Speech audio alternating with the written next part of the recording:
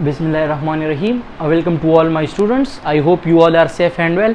सो dear students, आज का lecture हमारा है मियोसिस फर्स्ट के ऊपर और उसके सेकंड फेज जो हमारे पास है metaphase first, anaphase first, telophase first और at the end cytokinesis. Okay, तो पिछली वीडियो को मैं थोड़ा समराइज कर लेता हूँ। पिछली लेक्चर को उसमें हमने मियोसिस प्रोसेस समझा था और उस मियोसिस प्रोसेस के अंदर हमने पढ़ा कि हर एक जर्म सेल मियोसिस के थ्रू डिवाइड होता है और उसकी दो डिवीजन होती है।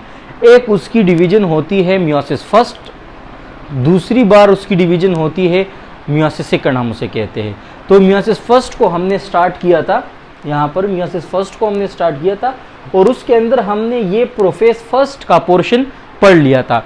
अब प्रोफेज फर्स्ट को भी थोड़ा मैं समराइज कर लेता हूँ। इस डायग्राम को आप देख ले। प्रोफेज फर्स्ट में हमारे पास जो न्यूक्लियस थी उसका न्यूक्लियर एनवेलप डिसअपेयर हो गया था, क्रोमोसोम्स विजिबल हो गए थे, क्रोमेटिन मटेरियल से कंडेंसेशन होके क्रोमोसोम्स बन गए थे। उसके बाद क्रोमोसोम्स के जोड़े बन गए थे। जो क्रोमोसोम्स एक मदर से एक फादर से जो सेम सेंट्रोमेयर लेंथ पोजीशन सब कुछ रखते थे वो एक दूसरे के साथ पेयर हो गए, जिसको हम होमोलॉगस क्रोमोसोम्स कहा। ओके, उसके बाद साइनेप्सिस उसकी हो गई तो होमोलॉगस क्रोमोसोम्स बन गए। देन उसके बाद हमारे पास क्याज़मेटा बन गई, ये जो आप डायग्राम देख सकते हैं। फिर क्याज़मेटा बन गई, एक खास पॉइंट्स पर दोनों सेगमेंट्स ने, दोनों क्रोमोसोम्स ने, होमोलॉगस क्रोमोसोम्स ने नॉन सिस्टर क्रोमेटिड्स के थ्रू कुछ सेगमेंट एक्सचेंज किए।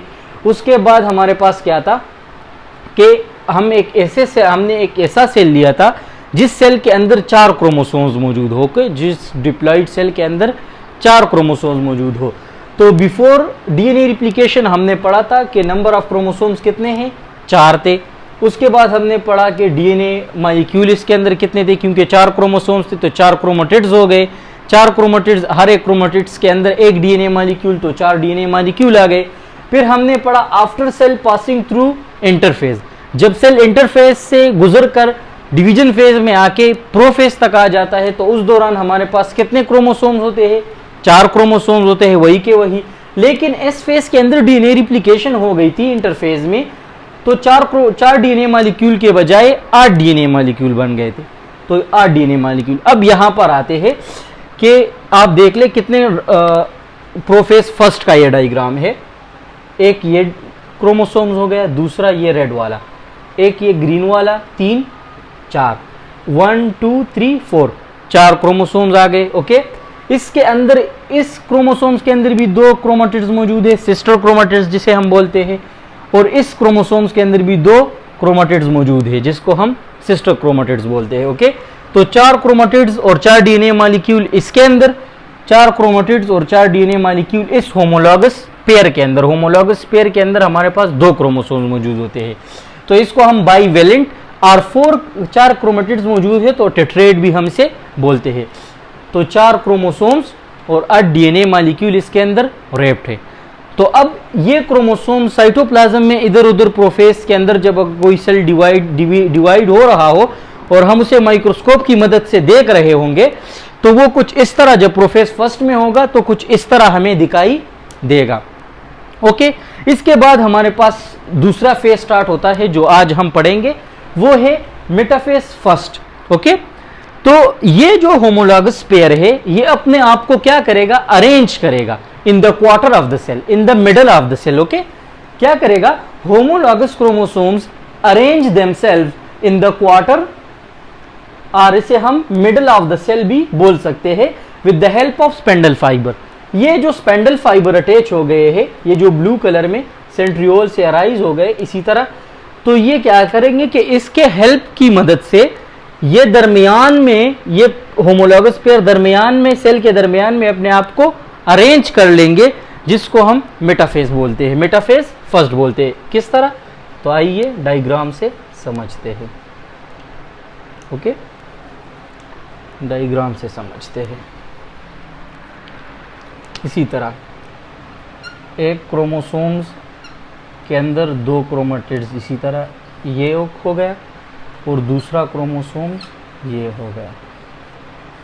ओके, इसके साथ रेड में मैं बना लेता हूँ ताकि आपको समझने में।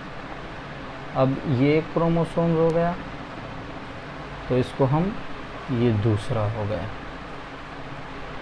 एक दूसरे के साथ पेयर है। अब इन क्रोमोसोम्स ने with the help of the spindle fibre, ये जो धागे एराइज हो गए हैं सेंट्रियोल से, क्या करेंगे, अपने आप को दरमियान में, इसी तरह दरमियान में क्या किया, अरेंज किया। इसको हम मेटाफेज फर्स्ट बोलते हैं। ओके, तो ये मेटाफेज फर्स्ट की एंड हो गई। अगर हम कोई भी सेल स्टडी कर रहे हैं और उसके अंदर होमोलॉगस क्रोमोसोम्स इसी तरह आपको दिखाई दे दरमियान में, तो हम उसे क्या कहेंगे कि ये अभी क्या स्टार्ट है, मियोसिस फर्स्ट में मेटाफेज फर्स्ट अभी स्टार्ट है। ओके, उसके बाद हमारे पास क्या स्टार्ट होगा, इनाफेज फर्स्ट स्टार्ट होगा। अब इनाफेज फर्स्ट में हमारे पास पहले क्या होगा, spindle fibre shorten, it result A pulling apart the chromosomes of each pair. Okay, ये जो स्पेंडल फाइबर है इसमें कैंचाव स्टार्ट हो जाती है। कैंचाव मीन के ये जो काइनेटोकोर प्रोटीन के साथ सेंट्रोमियर की पोजीशन पर अटैच है स्पेंडल फाइबर क्रोमोसोम्स के साथ, ये इस क्रोमोसोम्स को इस तरफ खींचेगी ये स्पेंडल फाइबर, और ये स्पेंडल फाइबर भी टुवर्ड्स द अपोजिट पोल, और ये भी अपोजिट पोल की तरफ इस क्रोमोसोम्स को खींचने लगेगी इस तरह।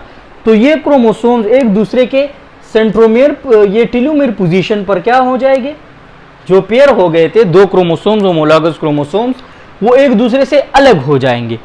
तो दो क्रोमोसोम्स और 4 क्रोमेटिड्स इस तरफ, और दो क्रोमोसोम्स और 4 क्रोमेटिड्स इस तरफ। हर एक क्रोमोसोम्स में दो क्रोमेटिड्स है भी, तो 2 क्रोमोसोम्स 4 क्रोमेटिड्स इस तरफ आ जाएंगे और 2 क्रोमोसोम्स 4 क्रोमेटिड्स इस तरफ आ जाएंगे। ओके, इस तरह मैं डायग्राम से शो करवाता हूं। ओके, इनाफेज में क्या होगा कि स्प्लिटिंग होगी, सेपरेशन होगी ऑफ द होमोलॉगस क्रोमोसोम्स। इसी तरह ये क्रोमोसोम्स इस तरफ आ जाएगा, दूसरा वाला भी इस तरफ, और ये रेड वाला एक दूसरे से अलग हो जाएंगे। तो अब आप देख सकते हैं कि यहां पर क्या था, पेरेंट सेल में 4 क्रोमोसोम्स थे, लेकिन ये एक दूसरे से अलग होके अब टुवर्ड्स द अपोजिट पोल जाएंगे। तो डॉटर क्रोमोसोम्स जब बनेंगे वो हेप्लाइड होंगे, क्योंकि 2 इस तरफ और 2 इस तरफ, तो 4 से 2 बन गए, तो इट्स मीन के हेप्लाइड। तो उसके बाद जो नेक्स्ट है वो क्या होगा, 1 chromosomes in homologous chromosomes. Homologous chromosomes थे इस तरह, एक ये था, दूसरा ये था, ये रेड में एक ग्रीन में, वो एक दूसरे से क्या हो गए, 1 chromosomes in homologous chromosomes pull to 1 pole, एक तरफ जाएगा, and other to opposite pole, और दूसरा उसके अपोजिट पोल की तरफ with the help of spindle fibre क्या करेगा, मूवमेंट करेगा। इसी तरह स्पेंडल फाइबर अटैच होके with the help of these spindle fibre. Okay, तो एक दूसरे से अलग हो गए। अब क्या होगा हमारे पास कि क्या हो जाता है कि अपोजिट पोल की तरफ जब movement, 2 haploid set of chromosomes are formed and each chromosomes contains a pair of sister chromatids. Okay, अब अगर आप इस क्रोमोसोम्स को देख ले, इस क्रोमोसोम्स को देख ले, तो इसके अंदर भी 2 क्रोमेटिड्स है। एक ये क्रोमेटिड्स हो गया जिसके अंदर एक डीएनए मॉलिक्यूल, और दूसरा ये क्रोमोसोम्स हो गया जिसके अंदर डीएनए मॉलिक्यूल। अब एक ये क्रोमोसोम्स हो गया, ओके, और दूसरा ये। ओके, तो और इसके अंदर भी देख ले, तो यहां पर 2 क्रोमोसोम्स आ गए और 4 क्रोमेटिड्स, और इस तरफ भी हमारे पास क्या है, 2 क्रोमोसोम्स, और इसके हर एक क्रोमोसोम्स के अंदर 2 क्रोमेटिड्स। तो इसका मतलब कि 4 डीएनए मॉलिक्यूल और 2 क्रोमोसोम्स इस तरफ और 2 क्रोमोसोम्स। तो पेरेंट सेल में 4 क्रोमोसोम्स थे और डॉटर सेल में 2, तो इट्स मीन के हेप्लॉइड सेट ऑफ क्रोमोसोम्स बन गए। Okay, towards the opposite pole ये मूवमेंट स्टार्ट कर लेंगे, ये इस तरफ आ जाएंगे और वो इस तरफ आ जाएंगे। ओके, अब क्या होगा कि इसके बाद हमारे पास टेलोफेज फर्स्ट स्टार्ट होगा। टेलोफेज फर्स्ट बिल्कुल प्रोफेज के उलट है, लेकिन प्रोफेज में बहुत सारे इवेंट्स हो गए थे कि क्रॉसिंग ओवर हो गया था, कैज़मेटा, वो सारे कुछ यहाँ नहीं होंगे। यहाँ पर क्या होगा कि chromosomes reach their opposite pole, chromosomes यहाँ पर पहुंच जाएंगे। ये डायग्राम में मिटा लेता हूं। अब ये क्रोमोसोम्स कहाँ पर आ जाएंगे, टुवर्ड्स द अपोजिट पोल, यानी नियर हो जाएंगे towards the opposite pole. 2 chromosomes इस तरफ आ जाएंगे विथ 2 क्रोमेटिड्स। ओके, इस तरफ ये आ गए और वो रेड वाले इस तरफ आ जाएंगे। इस तरह मैं इसको थोड़ा छोटा करके दिखा देता हूं ताकि हम इसके बाद रेड से नहीं ग्रीन से। ओके,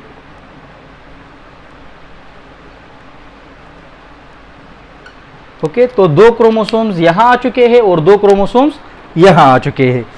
क्या होगा, अपोजिट पोल की तरफ आ गए, the nuclear envelope reappear and the end 2 haploid daughter nucleus produce. Okay, इसके इर्द गिर्द न्यूक्लियर इनवेलप अराइज हो जाएंगी।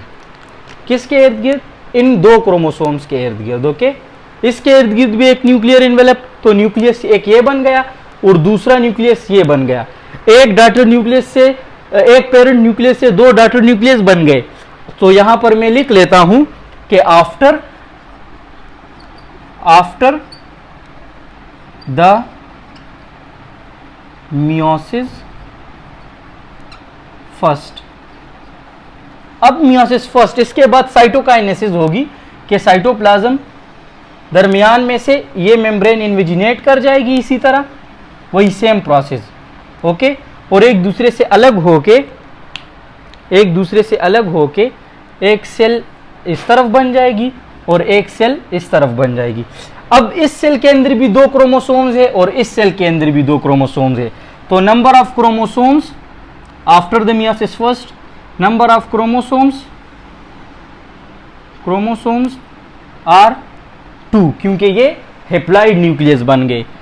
ऊपर क्या था? 2, और यहां पर और इसके अंदर अगर आप देख ले तो हर एक क्रोमोसोम्स के अंदर सिस्टर क्रोमेटिड्स मौजूद है।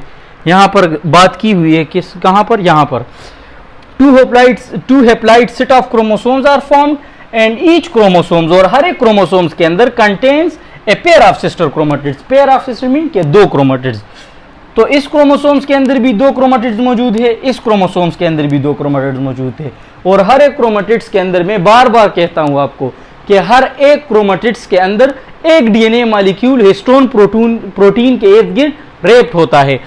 तो इट्स मीन के 2 क्रोमोसोम्स है, तो हर एक क्रोमोसोम्स के अंदर 2 क्रोमेटिड्स हो गए। तो 2 क्रोमोसोम्स 4 क्रोमेटिड्स, तो इट्स मीन के 4 डीएनए मॉलिक्यूल भी प्रेजेंट है। तो after the meiosis first, number of DNA molecule is 4। Okay, और हमारे पास 2 सेल अराइज होंगे। इस सेल के अंदर भी नंबर ऑफ क्रोमोसोम्स कितने हैं? 2 है। और इस दूसरे सेल के अंदर भी कितने हैं? नंबर ऑफ क्रोमोसोम 2 है। और इस सेल के अंदर डीएनए मॉलिक्यूल 4 है, 2 सिस्टर क्रोमेटिड्स। और इस सेल के अंदर भी क्या है? 2 क्रोमोसोम्स है और 4 क्रोमेटिड्स मौजूद है, डीएनए मॉलिक्यूल मौजूद है। तो ये था हमारा मियोसिस फर्स्ट, कंप्लीट हो गया है। साइटोकाइनेसिस में हमारे पास बस सेम ही वही होगा, cytoplasm division occur and 2 haploid daughter cells produce. Cytoplasm दरमियान में से क्या होगी? सेपरेट हो जाएगी। इसका साइटोप्लाज्म इस तरफ और इसका साइटोप्लाज्म उस तरफ। एक सेल ये बन जाएगी और एक सेल ये बन जाएगी, हैप्लॉइड सेल बन जाएगी। डिप्लॉइड से हैप्लॉइड बन गए। अब ये सेल आगे जाके फर्दर मियोसिस सेकंड करेगा और 2 सेल्स बनाएंगे और वो प्रोसेस माइटोसिस, सेम माइटोसिस ही होगा। ओके, और ये भी क्या बनाएगा? 2 हैप्लॉइड सेल बनाएंगे आगे जाके, मियोसिस सेकंड होगा। तो मियोसिस सेकंड में ये सेल भी अपने आप से 2 हैप्लॉइड सेल बनाएंगे और ये सेल भी अपने आप से 2 हैप्लॉइड सेल। तो एट द एंड हमारे पास 1, 2, 3 एंड 4 सेल अराइज होंगे। तो मियोसिस सेकंड प्रोसेस हम इंशाल्लाह नेक्स्ट लेक्चर में पढ़ेंगे। अपना ख्याल रखिएगा। अल्लाह हाफिज। Thank you.